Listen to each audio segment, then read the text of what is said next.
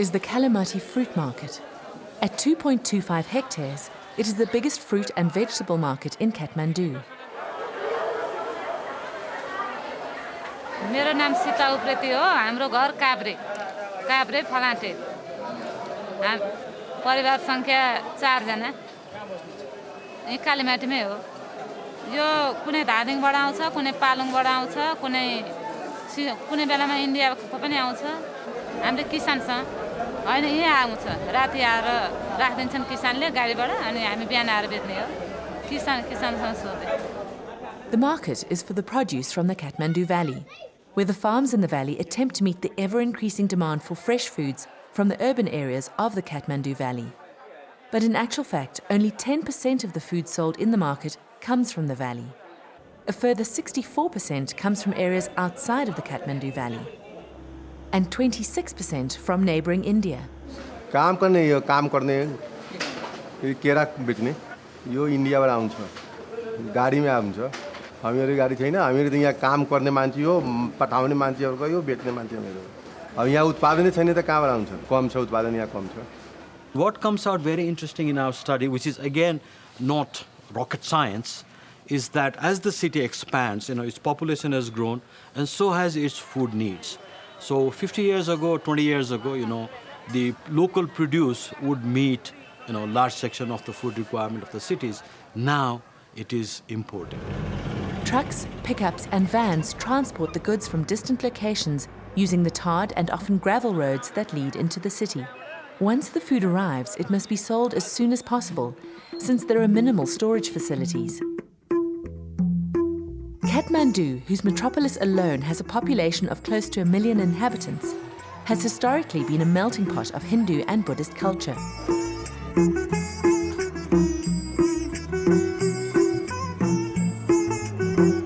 As its population has grown, its food system has become more complex and dependent to try and meet the high food demand.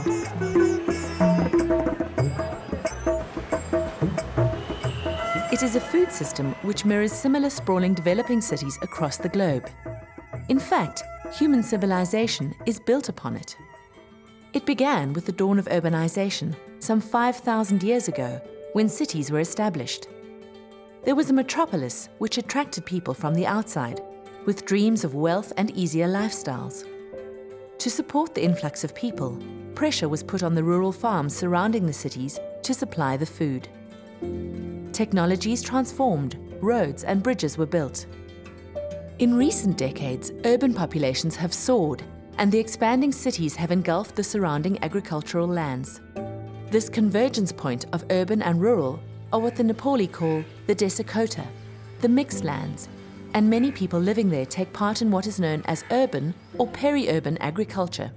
So what we see is as the urban area expands into rural areas, in that kind of a fuzzy space between urban and rural, where you still have a kind of very, very high urban footprint, but still rural characteristics. So essentially what we call a sort of a transitional space where lots of things are happening. This farmer, a member of the Jayapu family, which has been farming in the Kathmandu Valley for hundreds of years, tells a story of the challenges of urban pressures land use. परम्परा भाउ बाजार परादेखि नै अब अलिअलि जाडीको पनि खेतले पुग्दैन अहिले जाडीमा पनि भइछ म पहिले 31 सालमा जाडी खाएर छोडेर अब घरैमा बसिरहेको छु छोराहरू कोही जाडीमा छ कोही फर्निचरको काम गर्छ कोही खेती काम गर्छ अनि बाहिर दुई भाइ छ दुई भाइ बाहिर दुई भाइमा अनि आदि भयो ठुलो बाले 30 पाटी गयो हामीले 30 पाटी पर्यो सर अनि फेरि हामी 3 भाइ छौं 3 भाइमा 10 पाटी हुन गयो. This peri-urban farmer, who cultivates a variety of crops and vegetables, faces the same challenge. अब तपाईको चाहिँ अब पाखा बारीहरु छैन सबै बाँझै अब तपाईको चाहिँ यस्तो धान खाने खेतहरु सबै प्लटिङ मान्छेको बस्ती ठुलो अब यसै नै उसै नै खाने प्लटिङ छ नि तपाईको त्यहाँ प्लटिङ छ उ यो सबै प्लटिङ हो तपाई यो सबै धान खाने प्लटिङै हो उ त्यहाँ सबै प्लटिङ छ हाम्रो त यो त आधी फाँड त प्लटिङले खाएको छ अब यसमा उत्पादन त एकदमै कम भयो नि त खाना त अलिकति घट्यो नै दुःख लाग्दो कुरा त छ नि अब आफ्नो धान खाने खेतहरू घट्दाखेरि Photographs of these peri-urban areas clearly show how over the years, agricultural lands necessary for food production are being taken up by urban encroachment.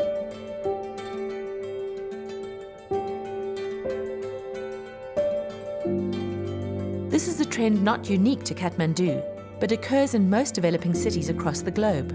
Kampala, the capital city of Uganda, is another example of rapid urbanization. Following independence from colonial power, the decades that followed were marked by political unrest. But after the Idi Amin dictatorship and the ensuing guerrilla wars of the 1980s, the government began to stabilize and urban development increased. All around the city, houses, bridges and roads have taken over the cheap surrounding agricultural land. It is now a buzzing metropolis. But despite a transforming urban landscape, agriculture in and around the city is still very common, and the locals are finding new ways to overcome the challenges they face. The history of urban and peri-urban agriculture in Uganda dates way back to the early 70s.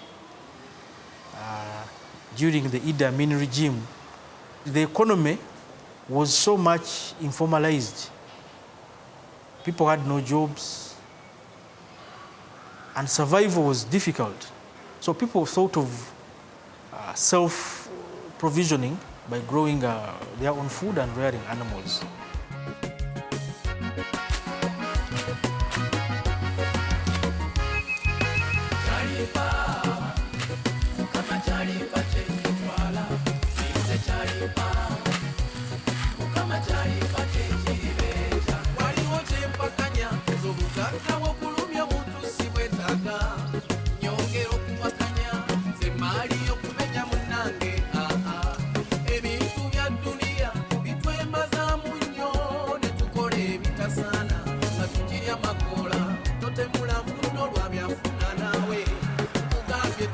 This man, Kaziro Stephen, has found a pocket of increasingly rare elephant grass in the city and is taking it to feed pigs and cattle.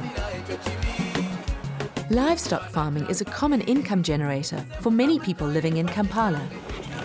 Goats and cattle are often found roaming the streets, much to the annoyance of many urban residents.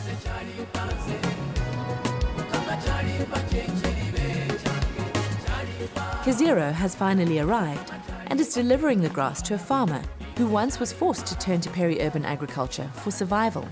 Aba Kampala district balonda omukyala ayagala ennyo okulunda nga President Museveni atuwadde ente era nze omu kubo yafuna ku nte za president ze yagaba mu Kampala district.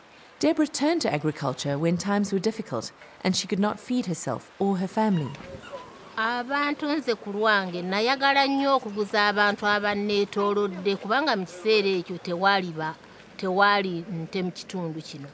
Ne njagala okuguza bannange abanneetoolodde era kyabasanyusanga nnyo kubanga bafuna amata okuva eri nze. Era nakati bwe nkyaguza. Farmers like Deborah are keeping livestock for income generation and farming crops for household consumption and self-sufficiency. Finding feed for the livestock in the city is always a problem. However, some farmers have found ways around this. There's a group of youth who live in one of the suburbs of Kampala. This place where these youth are living used to be a dumping site for big hotels in Kampala. So this group of youth thought it wise that if they scavenged this garbage for leftover food and gave it to their pigs, they would earn a living on that. Okay, these bags, this is garbage from hotels from Kampala. So we use this garbage for feeding our pigs because it is a little bit cheap compared to the feeds of the swines. So they are garbage collectors who bring for us these feeds. We pay them something small to bring us this garbage.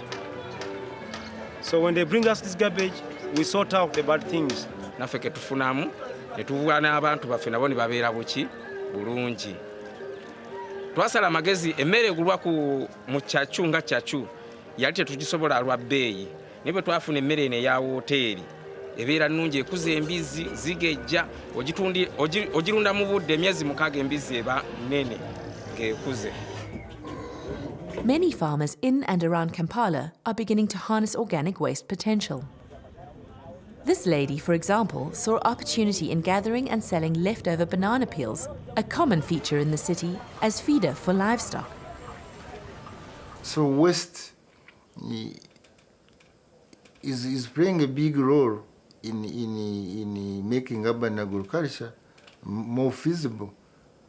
Farmers who are lacking feed and all depending on elephant grass, now they can go to the market, buy all of those agricultural waste, the bio-waste I'm talking about, the organic waste, and feed the livestock. Some farmers are also finding ways of keeping livestock in peri-urban areas, like this man, who has built a structure to keep his cows beneath his poultry and save space. Others, such as Jumba Frank, are experimenting with new technologies to increase production in small areas of land. He lives in a small 32 by 50 foot plot, but this has not deterred him and his mother from growing food. My name is Jumba Frank Luyinda, and I live at Camp Green. It's our home, and it's a home initiative where we grow our own food and also try to sensitize other people to do the same. So basically, you can come on right in and have a look. We have these, simple ways of innovating and trying to use the little space we have so that we can grow as much food as we need.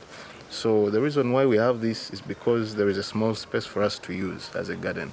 So we erect these structures and try to grow as much vegetables around them. We poke holes in the sides, then we can even grow on top. So this technology is also borrowed from what we call the food tower. Food tower is a much larger structure and it looks more of a hill. And the reason why we call it a food tower is because it's big like a tower, and we grow food on it. Nothing else, not flowers or anything but food. We use things like old cat hairs. This one down here, this is an old cat hair, and we use it for keeping our seedlings like a nursery bed so that we can take them to the other gardens. And you can also use it as a garden anyway. We also use soda bottles as well, plastic, rather than burn them, rather than let them go and block the drainage systems. I usually call urban farming the modern subsistence farming. You grow for your consumption and sell off the surplus. Basically, we don't have things that are not edible. It's either edible or it has a health benefit. That's why we have these things here. Because usually, especially in urban areas, people spend more on food and medication. So once you have those covered, at least it's a good way to survive. You don't need to earn much, you don't need to make millions, you need to be happy and content and healthy. I decided to make that small pond to start with the small resources I have. Because the government doesn't assist us, so I decided to make it a family small pond. The crops I grow and the fish I get from there, sometimes I sell, sometimes I use it with my family. I'm very, very proud because my children and my wife, we don't go to market. Since '87, we don't go to market. We just depend on our resources. We are proud of that and we thank God for that. By growing their own food and becoming more self-sufficient, these people are less vulnerable to disruptions in accessing food. However, urban and peri-urban agriculture is limited in its reach to large numbers of the urban poor who are food insecure, and its contribution to urban food systems is under constant threat. These food systems, already dependent on a good, predictable climate for agriculture, now depend on aeroplanes, cars, trucks, petrol availability, and a stable global economy. And dependency equals vulnerability. If the transportation system is blocked, there is no food in the market. If the climate is dry, we'll have less production. If there is massive political disturbances, then again will suffer from food shortages. So multiple regions, and there are multiple linkages as well.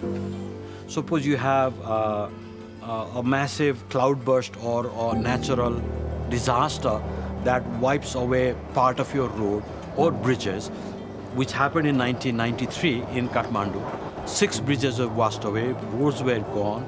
So for a long time, the valley was sort of cut off, and the prices of commodities, food commodities, just soared up. Indeed, a changing climate or the threat of a natural disaster is a huge vulnerability to food systems and the food security for millions of low-income earners. Clearly, things have become more erratic. If you look at the climate, you have more intense storms now, more examples of forest fire, heat waves, cyclones and hurricanes. You had cloudbursts that's leading to, death. We had one in West Nepal and North India in June. Now, very hard to attribute these individual events to, global climate change, but what you can say is that the frequency of these extreme events are definitely increasing. So we need to be prepared in terms of how we deal with those increasing climate-related events. In both Kampala and Kathmandu, changing weather patterns are a stark reality. And whilst should not be attributed to climate change without further research, it must be considered in the context of a very dependent food system which supports the livelihoods of millions of people. So if you look this past 30 years or 40 years data, what we have found that there is significant, the evidence that there is climate change in Nepal.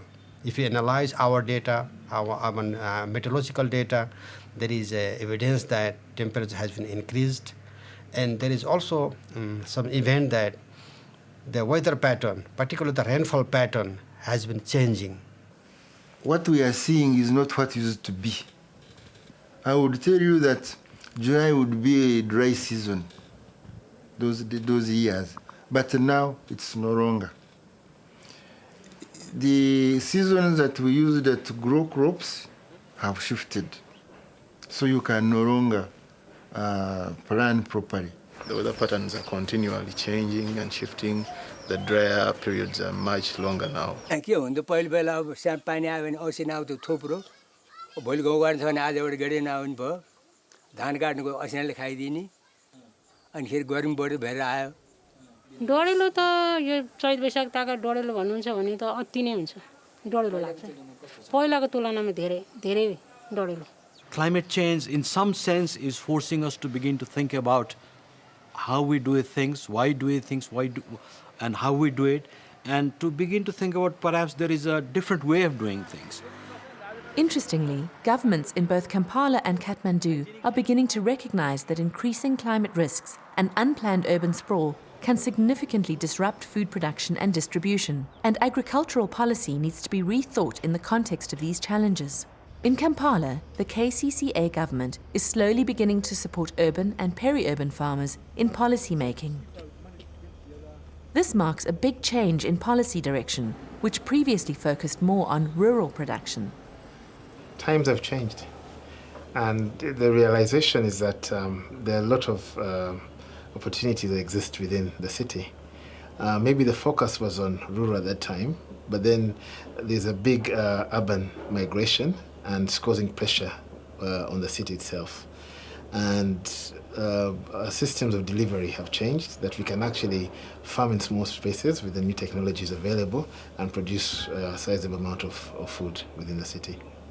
This is a huge improvement for the future of urban and peri-urban agriculture in Kampala. However, land zoning policies that protect agricultural land in the city, the cementing of bylaws into national law, and the proper support for urban farmers remain a major concern. Kathmandu faces the same challenge of working out how to optimally position agriculture within urban and peri-urban landscapes. If we talk about the KTM Valley, we don't have any land use planning. In the past, the Kathmandu Valley is self-sufficient for the food grown in the Kathmandu Valley itself. But nowadays, because the population has been increased tremendously, and all the land, which is agricultural land, has been encroached by building infrastructure, settlements, houses, and so on. So we have very less, agricultural land remains in Kathmandu Valley. So I think we need to have some immediate land use planning policy. This planning has not been made so far, but we believe this is very much urgent need for the Kathmandu Valley itself.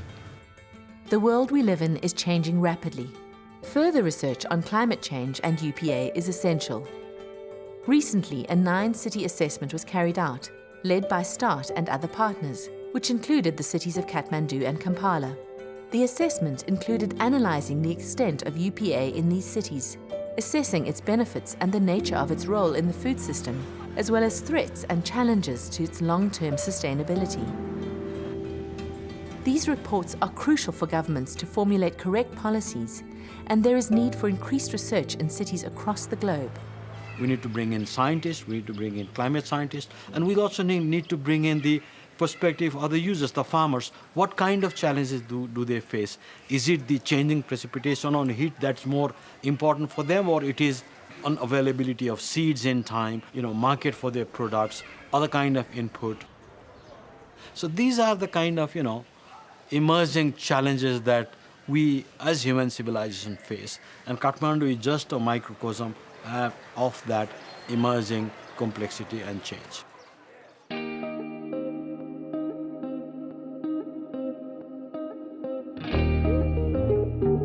Urban and peri-urban agriculture is hardly the only food security concern, and it exists in varying degrees in different cities and regions.